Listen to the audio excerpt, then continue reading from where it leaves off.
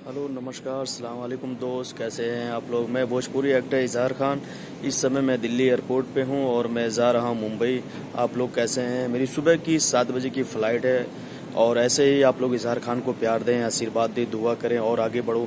इसमें मैं दिल्ली में आया था, अपनी जो फिल्म आने वाली फिल्म थी उसके लिए कुछ काम था। यहाँ पे बात हर काम पूरा हो चुका है, फाइनल हो चुका है और मैं आज सुबह 7 बजे की मेरी फ़्लाइट है मुंबई के लिए। मैं बहुत जल्द मुंबई पहुँच रहा हूँ। आप लोग ऊपर ऐसे ही आप लोगों ने प्यार आशीर्वाद बनाए रखा, दुआ किया, तो आने वाली जो मेरी मूवी है बहुत जल्द रिलीज होंगी। और उसके बाद इस फिल्म को मैं जो लखनऊ में शूट करने जा रहा हूँ, इस फिल्म में मैं खुद लीड कर रहा हूँ आपके प्यार से और आशीर्वाद से।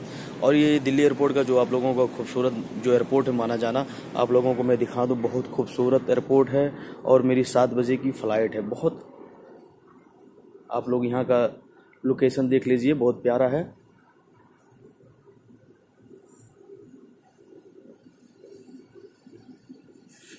तो दोस्तों ऐसे ही आप लोग इजहार खान को प्यार दें, आशीर्वाद दें, दुआ करें और आगे बढ़ो। लव यू दोस्तों।